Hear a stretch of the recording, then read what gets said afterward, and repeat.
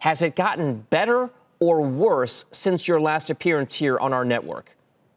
Since my last appearance, I've actually closed one restaurant and opened the other. One landlord was forced us to, wouldn't work with us, while another one was a fan and gave us some COVID-friendly stipulations in a new lease.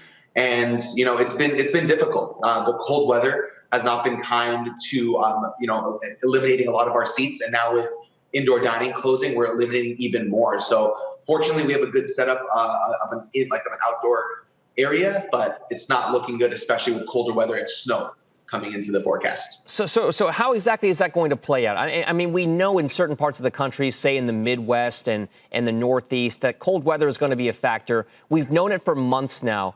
Is there anything that can be done by restaurateurs given the cold weather and what's being imposed in terms of indoor dining restrictions?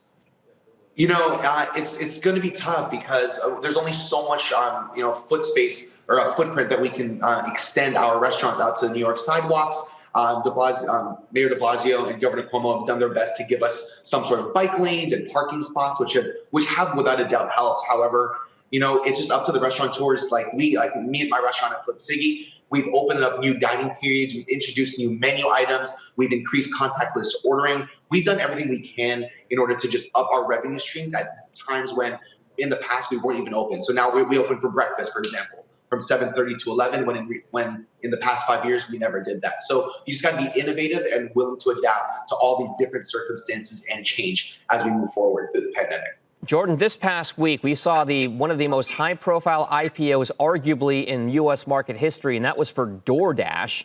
A massive move. Ostensibly, we're talking about a company that's going to benefit because of these kind of lockdowns and more people getting takeout or more people getting food delivery. How important is a restaurateur in New York City depending on food delivery services like DoorDash or Grubhub and others like Uber Eats?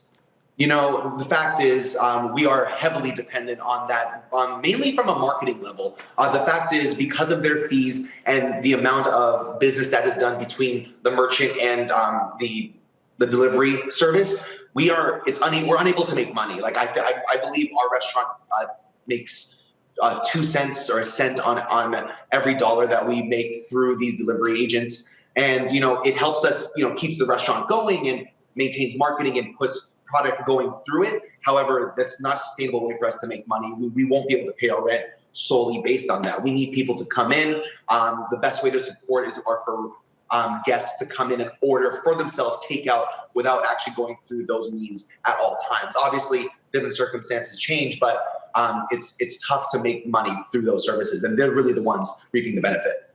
Now, Jordan, there's also been some chatter, some talk about New York City trying to impose some kind of a work or kind of stay-at-home tax, if you will, for deliveries that are made to New York City residents, X dollars per delivery, something like that. How exactly will that play out for business owners who rely on those people who are staying at home to do that kind of transaction? Is it good or bad for the city?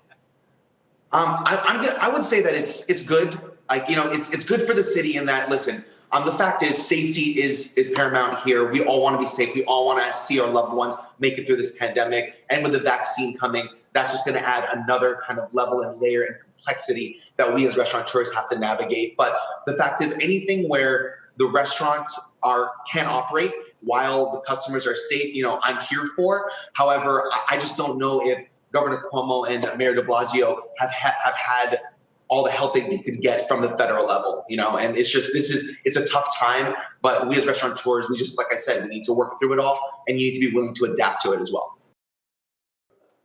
Shepard Smith here. Thanks for watching CNBC on YouTube.